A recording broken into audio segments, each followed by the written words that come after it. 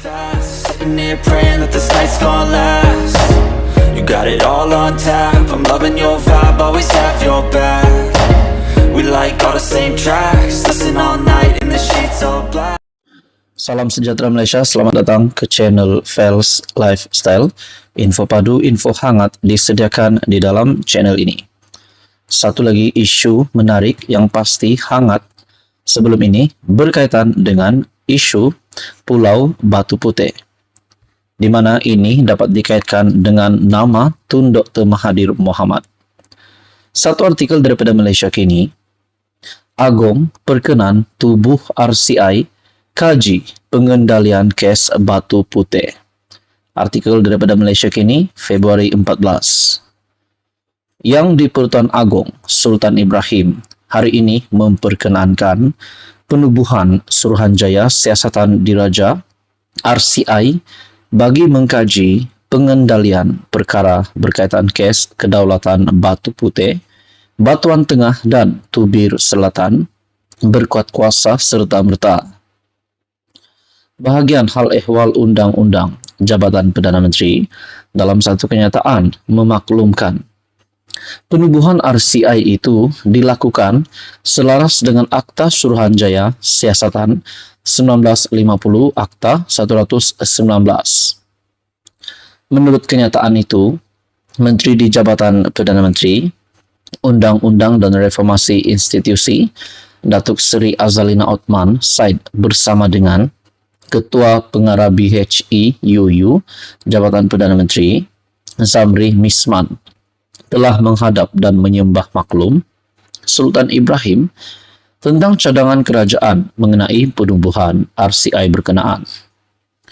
Seri Paduka Baginda memperkenankan pelantikan 7 ahli RCI, termasuk bekas Ketua Hakim Negara Tun Muhammad Raus Sharif sebagai pengerusi dan bekas Hakim Mahkamah Persekutuan Tan Sri Zainun Ali sebagai timbalan pengerusi, kata BHI UU. 5 lagi ahli RCI ialah pengamal undang-undang Datuk Dr. Baljit Singh Sidhu, bekas Dekan Fakulti Undang-Undang Universiti Malaya Profesor Dr. Johan Samsudin Sabarudin, pakar undang-undang perlembagaan dan undang-undang pentadbiran Profesor Datin Dr. Faridah Jalil, Pegawai Keuangan Negeri Johor Datuk Muhammad Ridha Abdul Kadir, dan Pengarah Laut Wilayah Selatan Jabatan Laut Malaysia Dixon Dola.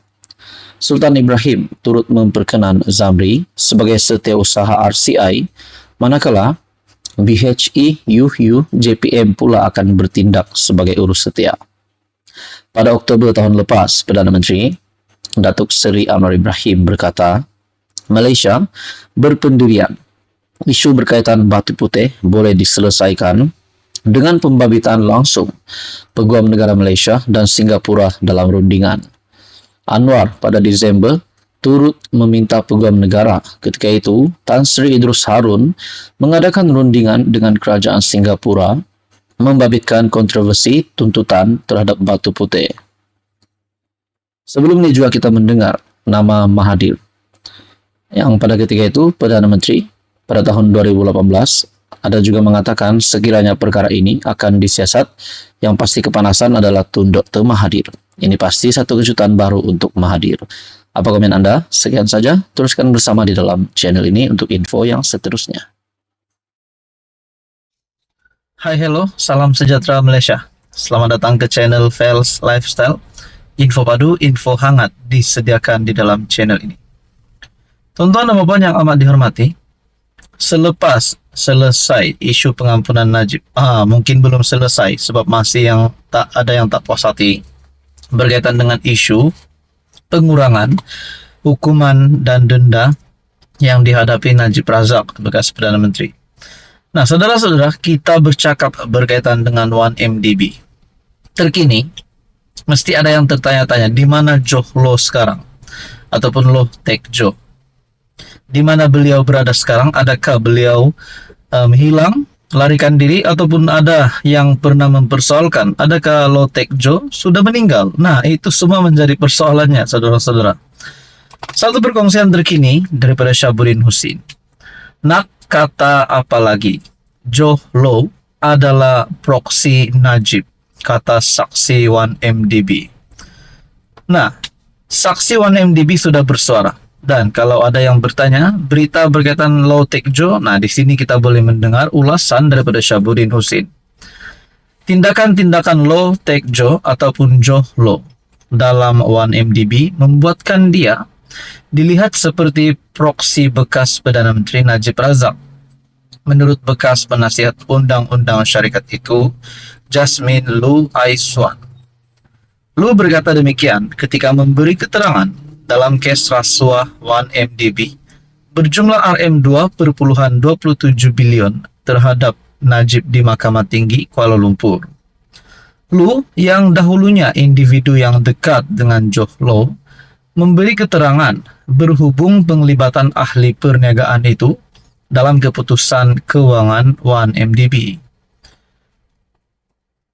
Kebanyakan tindakannya untuk membuatkan kami melihatnya sebagai proksi Perdana Menteri yang juga pengerusi lembaga penasihat 1MDB.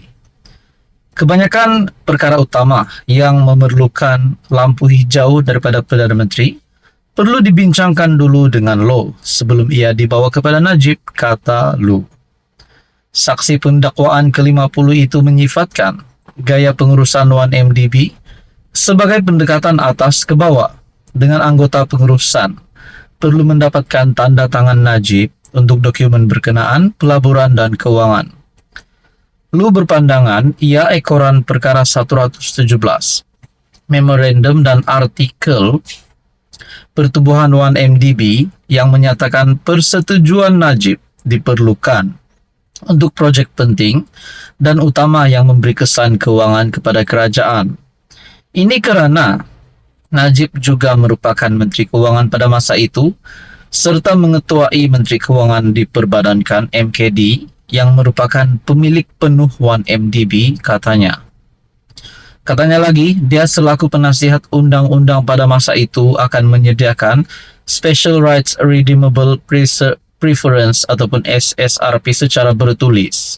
Dan dokumen itu akan diserahkan kepada Joe Low untuk mendapatkan tanda tangan Najib.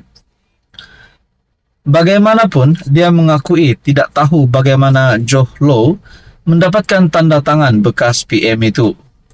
Lu juga memberitahu yang bekas CEO 1MDB Syahrul Azral Ibrahim Halmi menawarkannya untuk menyertai 1MDB sebagai penasihat undang-undang pada Mei 2011, meninggalkan kerjaannya di UBG Group yang bergaji Rm45.000 sebulan. Lu berkata, Joe Low yang juga menjadi pengarah UBG Group berkata yang dia tidak menghalang jika dia ingin menyertai 1MDB. Lu bekerja dengan UBG Group sejak 1 Januari 2009 hingga April 2011. Menurut keterangannya, dia pernah bekerja sebagai sekutu di firma Guaman Zain & Co pada 2004 hingga 2008 sebelum dibawa Joe Low untuk menyertai UBG Group. Perbicaraan di depan Hakim Colin Lawrence Sequeira bersambung esok. Najib kini dibicarakan atas 4 pertuduhan salah guna kuasa dan 21 pertuduhan pengubahan uang haram melibatkan Rm2,27 bilion dana 1MDB. Sumber daripada Malaysia Kini dan dikongsikan oleh Syahabuddin Husin pada 14 Februari. Apa komen Anda berkaitan dengan isu ini? Sekian saja, teruskan bersama di dalam channel ini untuk info yang seterusnya. Jangan lupa tekan butang like, share, dan juga subscribe.